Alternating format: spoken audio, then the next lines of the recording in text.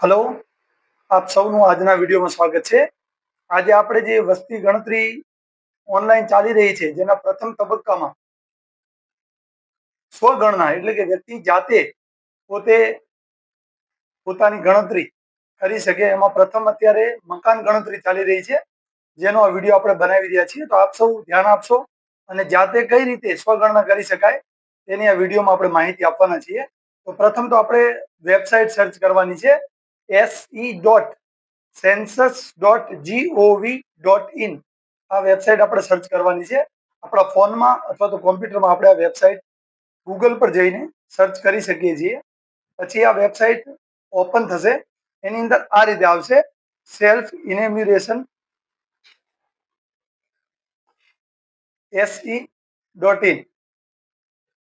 ગૂગલની અંદર જઈને આપણે સર્ચ કરશું તો આપણી સામે આ રીતે વેબસાઇટ ખુલશે.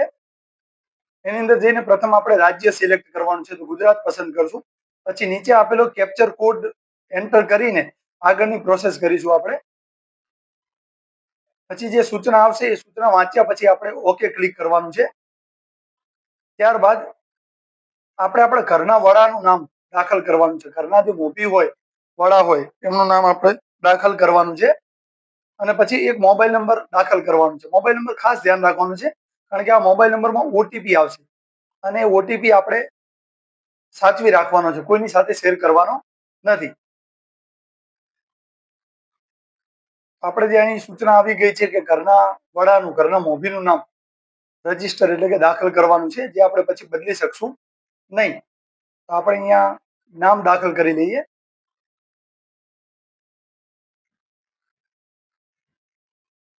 આપણે સેમ્પલ માટે ટેસ્ટ લખીને નામ દાખલ કર્યું છે. એ બાદ આપણે એક નંબર એન્ટર કર્યો છે અને ઈમેલ આઈડી ઓપ્શનલ છે, ફરજિયાત નથી. એનું આપ સૌ ધ્યાન આપશો. હવે આગળ વધીએ તો ઓટીપી જે આપણે નંબર લખ્યો છે એની પર આવી જશે. આપણે ઓટીપી એન્ટર કરીને આપણી ભાષા ગુજરાતી સિલેક્ટ કરીને વેરીફાઈ ઓટીપી કરીને આગળનું પેજ ખોલવાનું છે.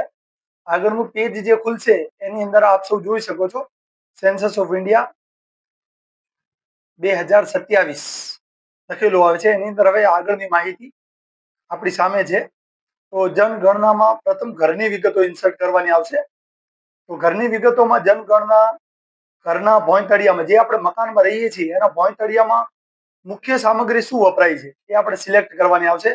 માટી, લાકડું, પાકી ઈંટ, પથ્થર, સિમેન્ટ, મોઝક, ફ્લોર, ટાઇલ્સ. આપણે વધુ પડતા ઘરોની અંદર ટાઇલ્સ લગાવેલી હોય છે, આપણે એ સિલેક્ટ કરવાનું છે. ત્યારબાદ જનગણના ઘરની દિવાલમાં વપરાયેલ મુખ્ય સામગ્રી, તેમાં પાકી ઈંટ આવશે.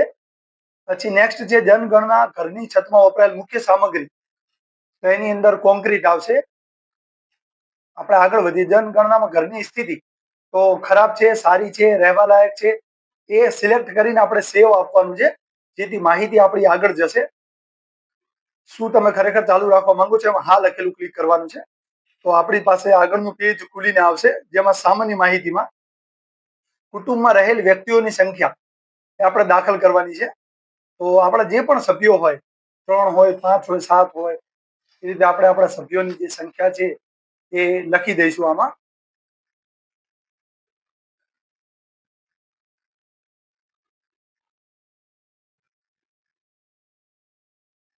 આપણે ધ્યાન આપવાનું છે કે આપણા ઘરની અંદર જેટલા મેમ્બર હોય, ઘરના વડાની જે પ્રથમ વિગત લખી એની સાથે સાથે જેટલા પણ કુલ મેમ્બર હોય એમની સાથે આપણે બધી વિગતો નાખવાની છે.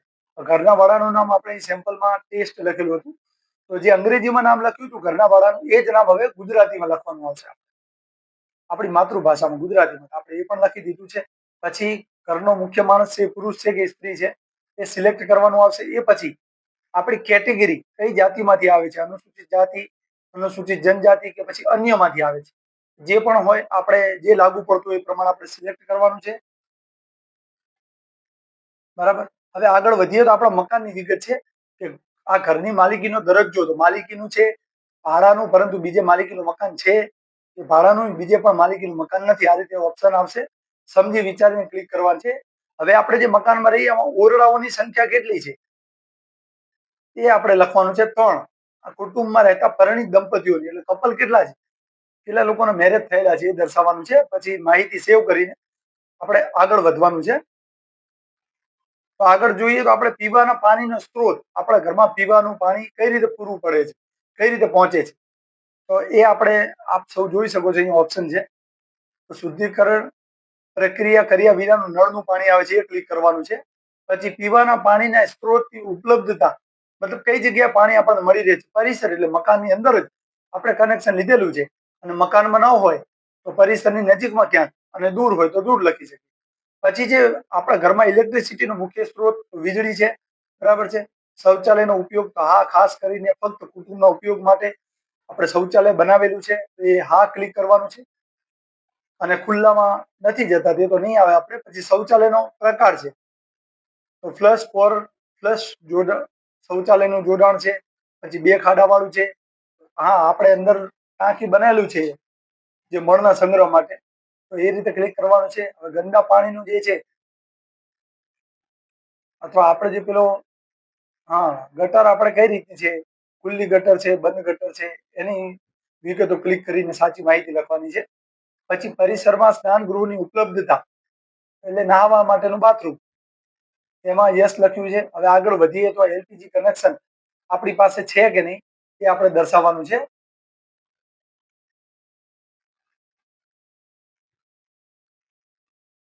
આપણે આગળની માહિતી ક્લિક કરીએ છીએ. તો રસોડામાં આપણે એલપીજી નું કનેક્શન હોય તો એલપીજી પીએનજી નું જોડાણ છે, એ રીતે ક્લિક કરશું. ના હોય તો નથી એવું ક્લિક કરશું. અલગ અલગ ઓપ્શન આપની સ્ક્રીન પર દેખાય છે, આપ જોઈ શકો છો. વિડીયો થોડોક લાંબો છે, પણ સમજી વિચારીને આખો વિડીયો જોજો, જેથી આપ સુધી સાચી માહિતી પહોંચે. પ્રથમમાં આપણે ક્લિક કર્યું કે એલપીજી પીએનજી નું જોડાણ છે, બરાબર છે. પછી રસોઈ માટે ઉપયોગમાં લેવાતું મુખ્ય ઈંધણ, જેનાથી આપણે રસોઈ બનાવીએ છીએ, તેમાં આપણે જે પણ વસ્તુ ઉપયોગ લેતા હોય એ વસ્તુ લખવાની છે. અલગ અલગ ઓપ્શન આપેલા છે, એમાં આપણે એલપીજી પીએનજી કરીને સેવ કરશું અને એમાં હા ક્લિક કરશું એટલે આગળનું પેજ આપણી સામે ખુલશે. તેમાં રેડિયો ટ્રાન્ઝિટર, પરંપરાગત રેડિયો સેટ હોય કોઈના ઘરમાં, હા લખી શકો છો, નહીતર આપણે મોબાઈલ ફોન, સ્માર્ટફોન આવશે. અન્ય કોઈ ઉપકરણ હોય તો એમાં ક્લિક કરશું, ના હોય તો ના લખવાનું છે.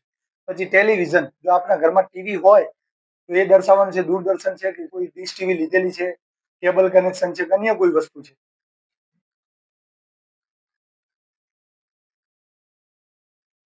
એ પછી આગળ વધીએ તો ઇન્ટરનેટ ઉપયોગ, તો આપણે લેપટોપ કોમ્પ્યુટરમાં કરીએ છીએ કે આપણી પાસે જે સ્માર્ટફોન છે, મોબાઈલ ફોન, એમાં કરીએ છીએ કે અન્ય કોઈ ઉપકરણ છે, અન્ય કોઈ સાધન સામગ્રી છે. અને ના કરતા હોય તો ના લખી દેવાનું છે. મોબાઈલ સ્માર્ટફોન આવશે. લેપટોપ કોમ્પ્યુટર આપણા ઘરમાં છે કે નહીં એની માહિતી માંગી છે, તો એમાં ના આવશે. હવે આગળ છે ટેલિફોન અને મોબાઈલ ફોન. હવે સાદો ફોન જેમ કે લેન્ડલાઇન ફોન છે, અને સ્માર્ટફોન અથવા સામાન્ય મોબાઈલ કીપેડ વાળો ફોન, જે પણ આપણે વાપરતા હોય એ પ્રમાણે આપણે ક્લિક કરીને માહિતી ફિલઅપ કરવાની છે. બંને હોય તો બંને ક્લિક કરવાનું છે. હવે સાયકલ અથવા સ્કૂટર, આપણા ઘરમાં છે સાયકલ હોય તો સાયકલમાં, સ્કૂટર મોટરસાયકલ એટલે કે બાઇક અને મોપેડ બધું સાથે છે, એમાં ક્લિક કરવાનું છે. અને સાયકલ ને મોટરસાયકલ બંને હોય તો બંનેમાં ક્લિક કરવાનું. આગળ વધીએ તો કુટુંબ દ્વારા કાર, જીપ, વાહન, તો હા હોય તો હા, ના હોય તો ના. પછી જે કુટુંબ દ્વારા ઉપયોગમાં લેવાતું મુખ્ય અનાજ, તો ઘઉં આવશે. આપણે મુખ્યત્વે ઘઉંનો ઉપયોગ કરતા હોઈએ છીએ. પછી સેવ કરીને હા આપીને આગળ વધવાનું છે માહિતીમાં. તો ઘણી ખરી માહિતી આપણે ક્લિક થઈ ગઈ છે, અને એક વખત ચકાસી લેવાની છે કે આપણે જે માહિતી દાખલ કરી છે એને એક વખત ચકાસવાની છે, અને ફેરફાર કરવા હોય તો પાછું જવાનું છે, અને સેવ કરીને ડ્રાફ્ટ સેવ થશે. અને અંતિમ સબમિટ આપીને આગળ વધવું હોય તો આપણે સૂચના વાંચીને, એમ કારણ કે અંતિમ સબમિટ આપણે ફેરફાર નહીં થાય પછી આપણે હા ક્લિક કરવાનું છે, જેથી આપણું રજીસ્ટ્રેશન થઈ ગયું છે. હવે ધ્યાન આપજો કે અહીંયા જે એસસીઆઈડી